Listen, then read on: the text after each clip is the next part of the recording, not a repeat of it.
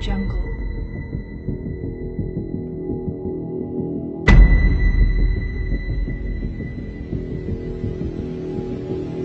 Audio Jungle. Audio Jungle.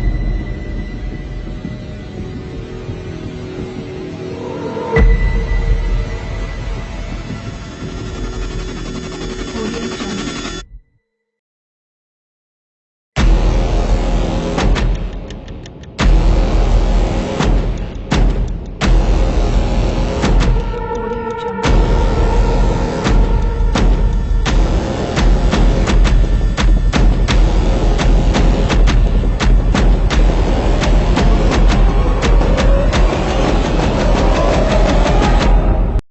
Fort Santiago or Fuerza de Santiago is a defensive fortress established in 1571 by the Spanish conquistador Miguel Lopez de Legazpi. It was the citadel of Intramuros, built on the site of the palace of Raja Sulaiman, which was destroyed by the Spanish in 1570 while engaging in several battles. Audio Jungle. My name is Arines Millante. So, Miss Meliante, can you tell me something about folk architecture? Let's define folk. Folk originating or traditional with the common people of a country or region and typically reflecting their lifestyle. Architecture is the art and science of designing buildings and other physical structure. A wider definition often includes the design of the total built environment from the macro level of town. Planning, urban design, and landscape architecture to the micro level of construction details and sometimes furniture. Folk architecture. Folk architecture is the living environment people have created for themselves. We can define local architecture as an architecture from in the process of the anonymous design which later becomes traditional under the influence of various factors. Local architecture is one of the most important sources of the information to allow us to understand and explain the ideas, views, tradition, custom, and belief system, family, and relationship and neighborhood relation of a community. Official and monumental buildings are considered independent of local architecture. However, such buildings as baths, fountains, coffee houses, etc. are also included within the framework of a local architecture. To examine local architecture, one must start with the natural and social environment and the construction materials and techniques of a local architecture. First, we have economic structure, lifestyle, standard of judgment, relationship with the family and with the relatives, effects of custom, local rules, tradition, and beliefs on. Thank you. For the early Filipinos who were defenseless before the violence of wind and rain, the cave was a refuge, a place of dwelling. Emerging from the caves, our ancestors initiated the first architectural revolution with the invention of stone tools for cutting fibrous materials from plants. This helped develop the lean-to, a temporary tent-like shelter made of wooden skeleton and vegetative or animal skin. Hi, I'm Raymond Gangoso. So, Mr. Gangoso, what is Philippine architecture and classic modern? The Philippine architecture reflects the historical and cultural traditions in the country, and most prominent historical structures in the archipelago are influenced by Austronesian, Chinese, Spanish, and American architectures. Let me give you an example. One of it is the rice terraces. The structures or original builders use stones and mud walls to carefully carve and construct terraces that could hold flooded pond fields for the cultivation of rice. They also establish a system of water to water these plots by harvesting water from mountaintop forests.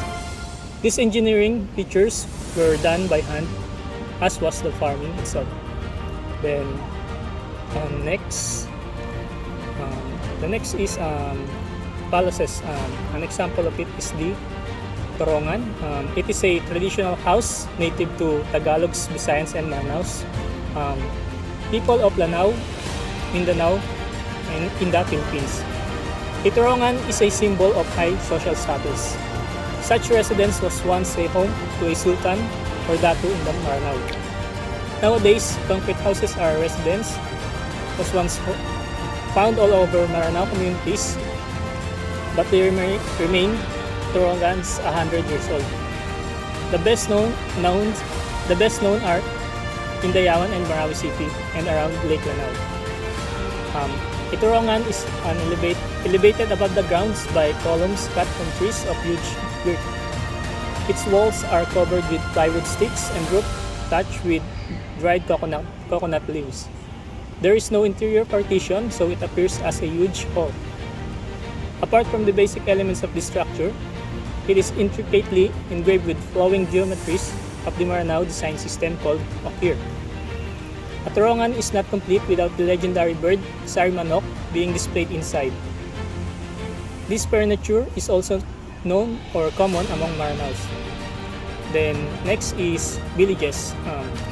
One of the examples is the Kamatik village.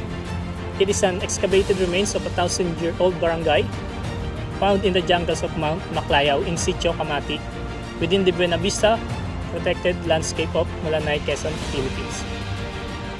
It is widely believed that pre-colonial Tagalog people were responsible for the creation of the tombs.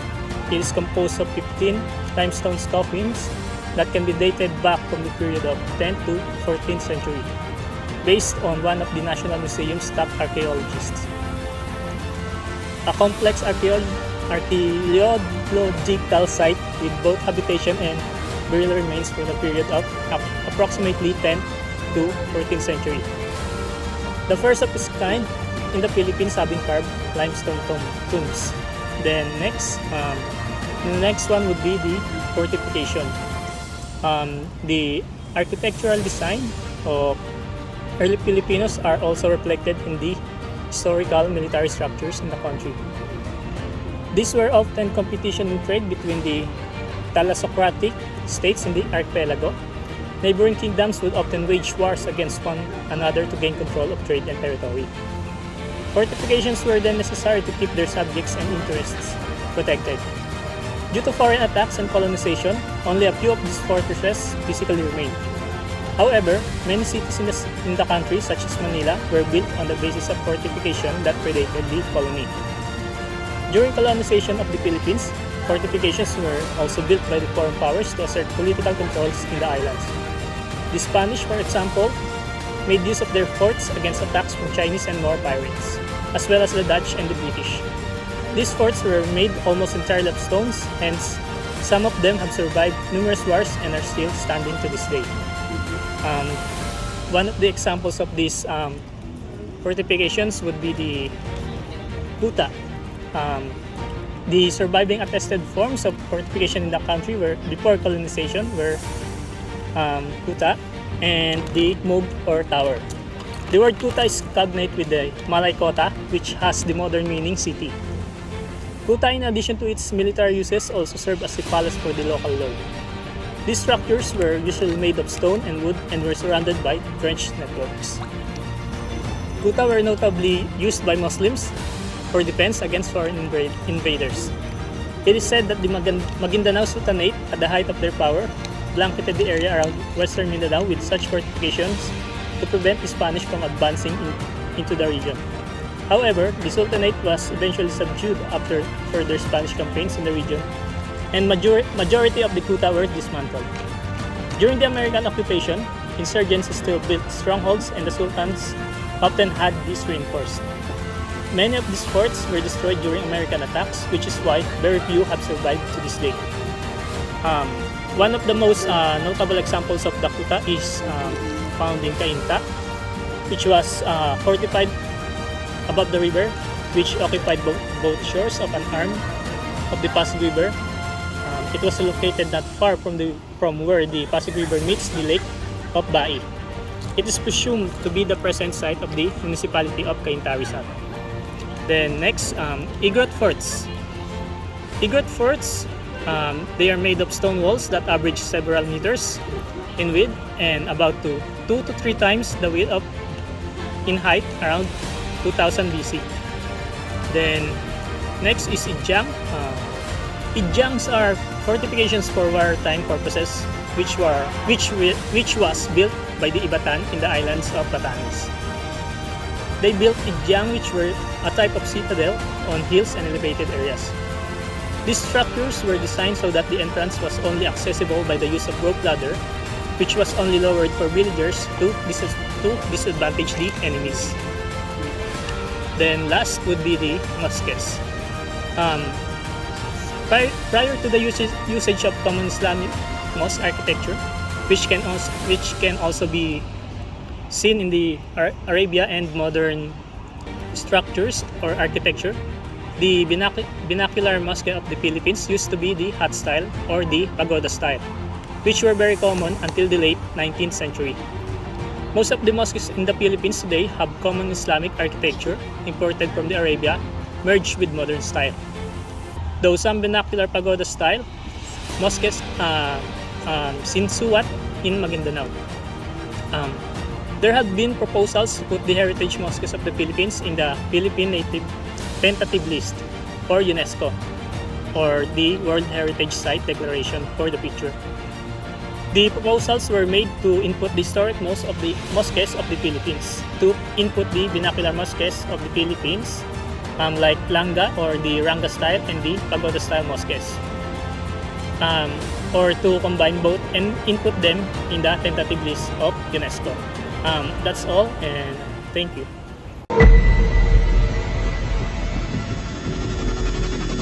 Audio Jungle.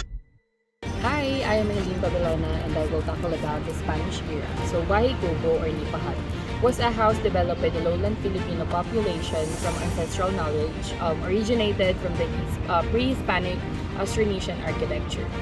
So, integrated with the new Christianized lifestyle of Spanish governance, where houses were built in a more or less similar manner.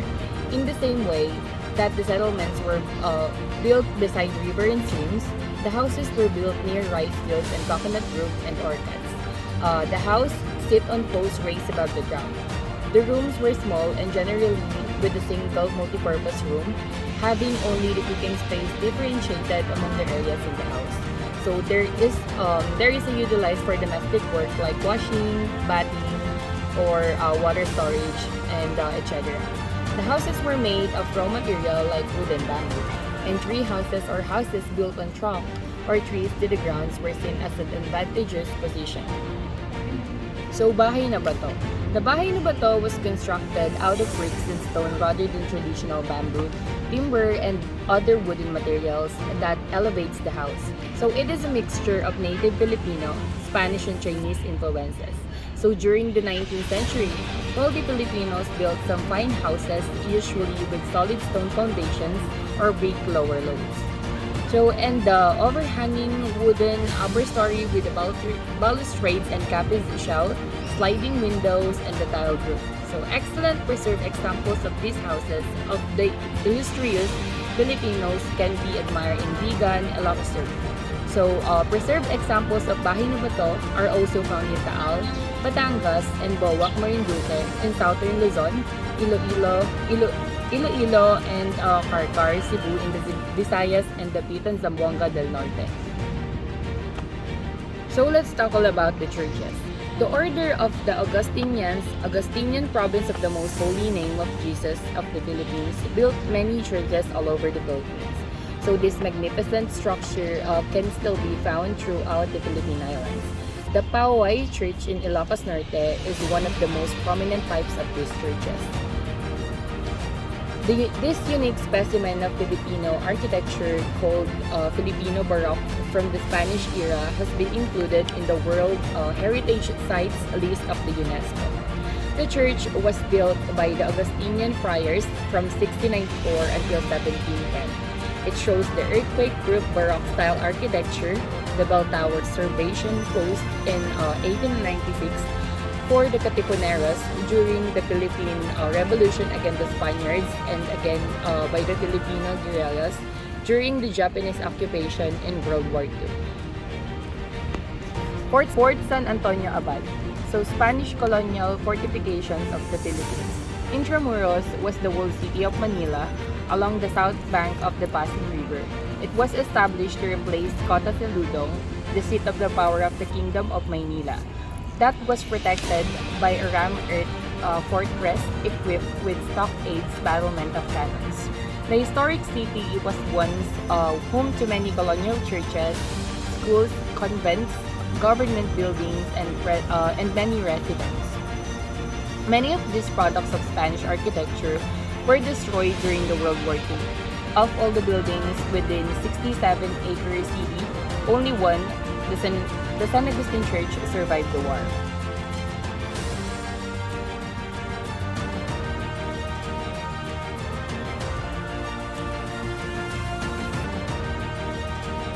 Hello everyone, my name is Angelica Imperial and I will tackle about American and Commonwealth period in the year of 1898 to 1946.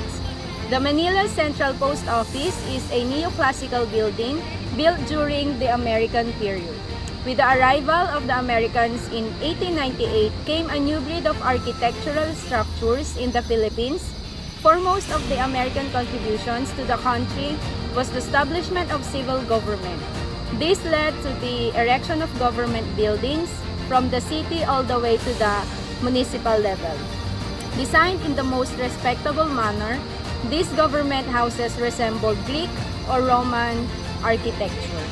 The Luneta Hotel, located in Calao Avenue, is one of the remaining structures that survived the liberation of Manila in the year of 1945. The hotel was completed in 1918. So according to Dean Joseph Fernandez of the University of Santo Tomas, the hotel was designed by the Spanish architect and engineer Salvador Fare. The structure is the only remaining example of the French Renaissance architecture with Filipino stylized bio-arts architecture in the Philippines today. So let's talk about Art Deco buildings or Art Deco theaters of Manila. First United building, during the rise of cinema in the Philippines as a form of recreation, several theaters were constructed in the 1930s to 1950s in the Art Deco style, designed by prominent architects now recognized as national artists. The Manila Metropolitan Theater is an Art Deco building designed by the Filipino architect Juan M. Arellano and built in 1935. The following are the Philippine architects who contributed and lead to the design of the classic Philippine theaters. Number 1 is Juan Nactil, a Philippine national artist of the architecture. Next is Pablo Antonio. Next is Juan M. Arellano. So El Fraile Island or Fort Drum, also known as the Concrete Battleship, is a heavily fortified island situated at the mouth of Manila Bay in the Philippines. Due south of Corregidor Island, the reinforced concrete fortress shaped like a battleship was built by the United States in the year of 1909 as one of the harbor defenses at the wider South Channel entrance to the bay during the American colonial period. It was captured and occupied by the Japanese during World War II and was recaptured by the US after igniting petroleum and gasoline in the port, leaving it permanently out of commission.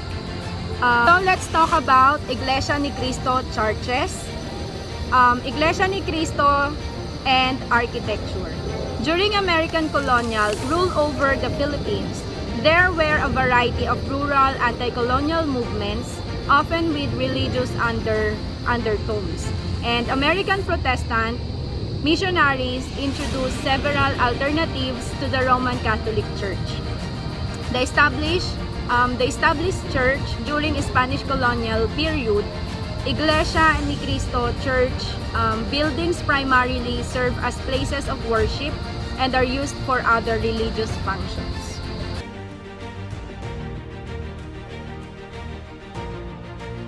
I'm Mario Lara Salle and I will tackle about the contemporary period. The aftermath of World War II brought major destruction, especially in the capital city of Manila, and a time of rebuilding ensued. The modern era dawned on Philippine architecture using the simple straight lines of the international modern style as a cheap mode of expression. By the 1970s, a new form of Philippine architecture emerged with the Filipinization of architecture.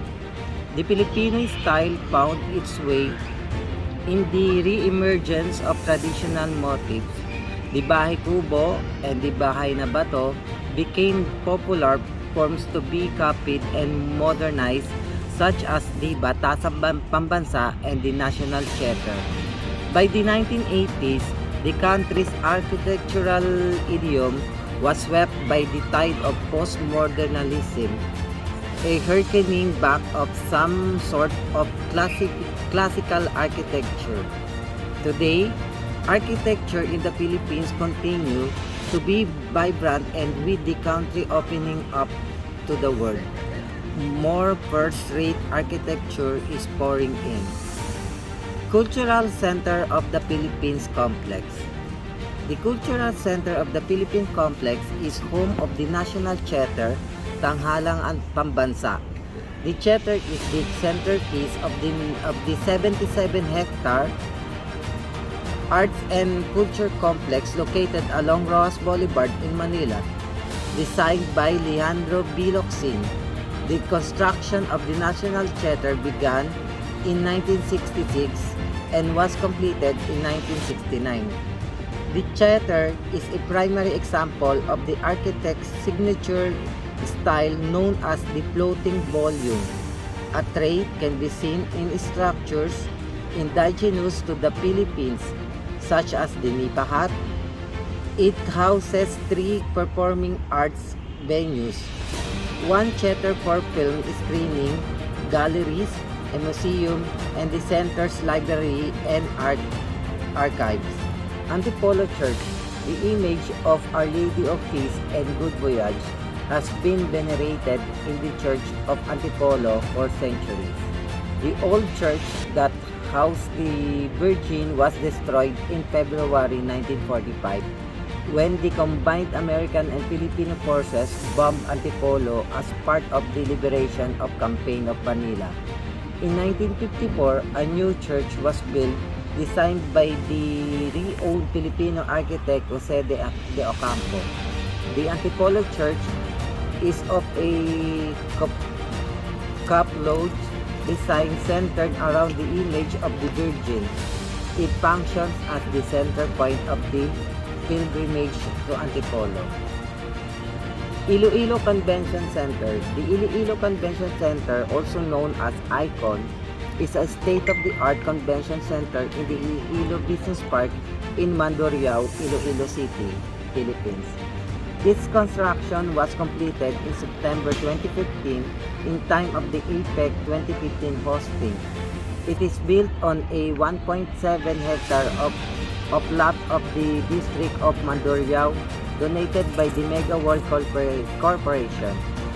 The Tourism Infrastructure and Enterprise Zone Authority allowed 20 million for the construction of the convention center, while another 250 million was sourced from the Priority Development Assistance Fund of Senator Franklin Drilon. Cebu-Cordoba Link Expressway. The Cebu-Cordoba Link Expressway, also known as the Cebu-Cordoba Bridge, is a toll bridge expressway in Metro Cebu which links Cebu City and Cordoba, Cebu. It opened on April 27, 2022 to the public, becoming the longest bridge in the Philippines at 8.9 kilometers surpassing the Candaba Viaduct in Luzon. The bridge was first proposed by Cordoba Mayor Adelino Sitoy to connect his municipality and mainland Cebu in Cebu City. After numerous studies conducted, the local government units of Cordoba and Cebu City entered in a public-private partnership with Metro Pacific Tollway Development Corporation.